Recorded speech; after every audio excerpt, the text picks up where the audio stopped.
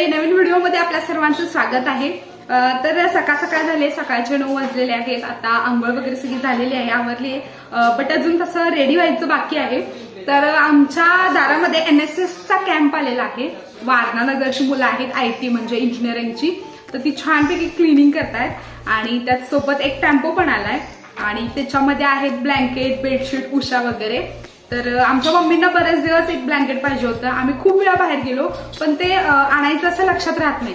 तर आता आलंय दारात, तर म्हटलं बघून घेऊयात, तर तुम्हाला पण दाखवते, चला बघूया। Stay continue. तर ही सगळी कॅम्पची मुलं आहेत, आपल्या देशाचे भावी इंजिनियर, आणि किती छान पद्धतीने क्लिनिंग करतात। एकदम मस्त चकाचक क्लीन केलं सगळं गाव। कुठलं कॉलेज मॅडम? TKT वारणा। काय आहे, कशासाठी कॅम्प आहे? ओके, दरवर्षी असते का? प्रत्येक वर्षी वेगवेगळे गाव घेतात। यावर्षी इकडे आले, चांगलंय। स्वच्छता पण आणि होय, त्यांना वस्तू परत करा काय तर नको, बस झालं। हा एक टेम्पो आला होता थोडंफार सामान वगैरे घेऊन। हे दादा बेडशीट, ब्लँकेट, उशी कवर, पडदे वगैरे अशा सगळ्या गोष्टी घेऊन आलेले होते। तर आम्ही तेच बघत होतो इकडे काय आहे काय नाही, आणि आम्हाला थोडंफार जे काही क्वालिटी वाईज चांगलं वाटलं तर ते आम्ही थोडंफार परचेस केलं। हे बेडशीट एक छान होतं, त्याच्यानंतर थोडे ब्लँकेट्स 1-2 आम्ही इकडून खरेदी केले। तर आम्ही मम्मीसाठी तर 3 ब्लँकेट घेतले, 1, 2, 3। सारखं सारखं बाहेर जायला होत नाही, आणि प्राइस वाईज खूप स्वस्त पडलीत, फक्त 200ला 250ला वगैरे अशी पडलीत, आणि क्वालिटी वाईज पण छान आहेत। आम्ही रियांशला ब्लँकेट खूप आवडतात, त्याच्यामुळे आम्ही ही 3 ब्लँकेट घेतलेत मम्मींना। मम्मी खुश काय? येस। खूप दिवस झालं मम्मींना पाहिजे होती ब्लँकेट, पण आमच्या ते लक्षातच राहायचं नव्हतं की आम्ही बाहेर गेलो तर घेऊन यायचं। म्हटलं आता समोर चालले तर मग घेऊन टाकूया, म्हणून मग आम्ही 3 ब्लँकेट घेतलेले आहेत, आणि खूप स्वस्तात मस्त लागले। हे बघा, रियांशनं लगेच आमच्या वाटणी केली, मम्मी हे तुला आहे, मला तुला कुठलं कुठलं हे तुला ब्ल्यू कलर पाहिजे, तुला तुला कुठल्या कलर हे पाहिजे? ओके चला घ्या, आणि हे मम्मीला घेऊ, हे घ्या। ओके, सो आमची छोटीशी खरेदी झाली। बाय बाय, भेटू थोड्याच वेळात, स्टे कनेक्टेड।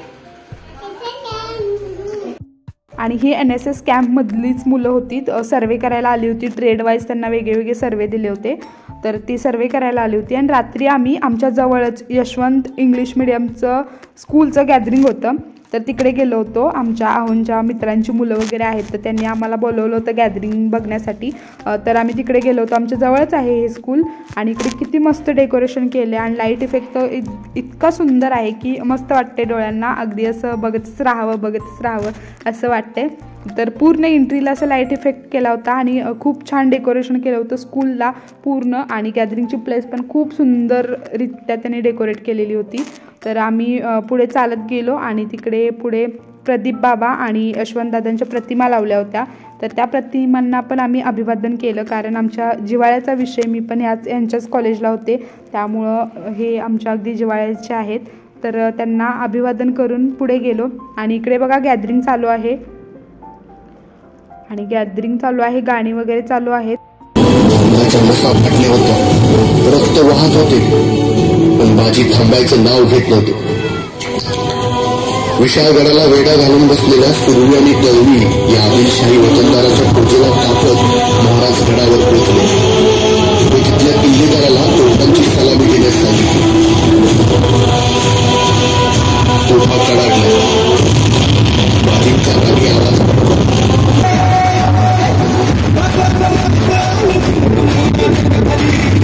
आणि हा एक लास्टचा सुंदरसा इव्हेंट आम्हाला बघायला भेटला, म्हणजे बाजीप्रभू देशपांडेंचा पावनखिंड लढवलेला इव्हेंट सादर केला, अतिशय उत्कृष्ट।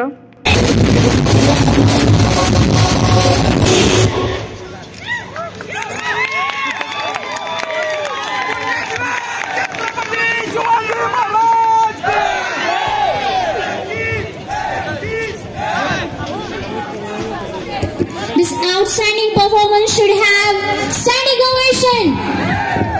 बोला छत्रपति शिवाजी महाराज की जय।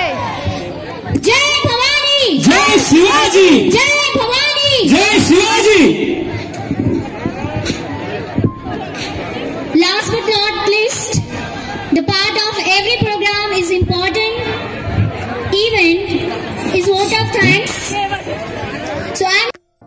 आणि मंडळी, या क्यूटशा मुलांना भेटा.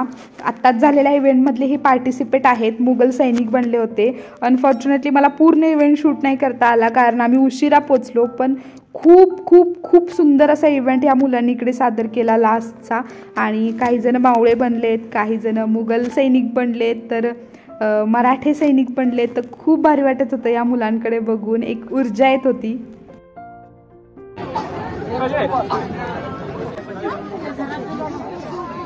आणि सगळीजण आईस्क्रीम खायला लागल्यात मला सोडून. मी आजारी आहे त्यामुळे मला आईस्क्रीम देत नाही, आज घसा पण दुखायला लागला, थोडी इन्फेक्शन आहे त्यामुळे मला आईस्क्रीम देत नाहीत आणि सगळी खायला लागल्यात मला चिडवून चिडवून.